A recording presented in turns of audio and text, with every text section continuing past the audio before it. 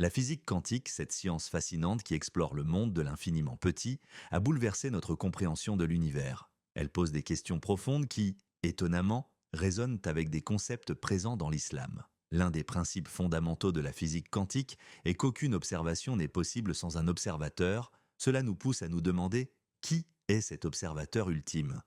Qu'est-ce que la physique quantique? Pour comprendre ce lien, commençons par expliquer ce qu'est de la physique quantique. C'est une branche de la physique qui étudie les particules subatomiques comme les électrons ou les photons. Contrairement à la physique classique qui fonctionne sur des lois fixes et prévisibles, la physique quantique révèle un monde étrange et incertain. Exemple, un électron peut être à deux endroits en même temps, mais dès qu'on l'observe, il choisit une position. C'est ce qu'on appelle le rôle de l'observateur.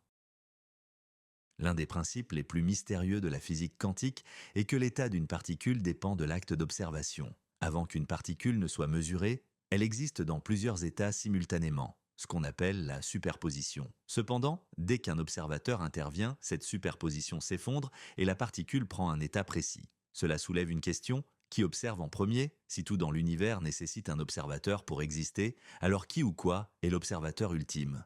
Le Coran mentionne plusieurs fois qu'Allah voit tout, qu'il est conscient de chaque détail dans l'univers. Par exemple, il n'y a rien d'invisible dans le ciel et la terre qui ne soit inscrit dans un livre explicite.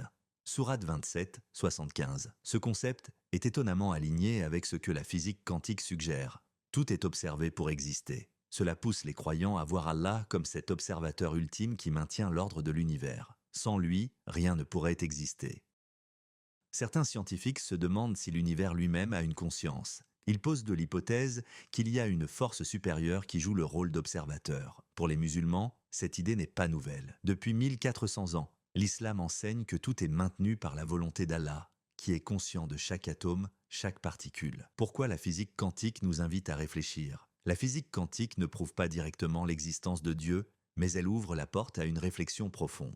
Pourquoi les lois de l'univers sont-elles si bien réglées? Pourquoi les particules agissent-elles différemment lorsqu'elles sont observées? Ces questions, loin de contredire la foi, la renforcent. La physique quantique nous pousse à reconnaître nos limites en tant qu'êtres humains et à réfléchir à une force supérieure qui structure l'univers. Pour un croyant, cela renforce l'idée que derrière toute cette complexité, il y a un créateur, Allah, qui voit et sait tout. Comme le dit le Coran, ne voit-il pas que nous avons créé les cieux et la terre et ce qui est entre eux en toute vérité, et pour un terme fixé, Sourate 46, la physique quantique est une preuve non seulement de la complexité de l'univers, mais aussi d'une harmonie qui dépasse l'entendement humain. Cette harmonie est un rappel pour réfléchir, méditer et peut-être renforcer notre foi.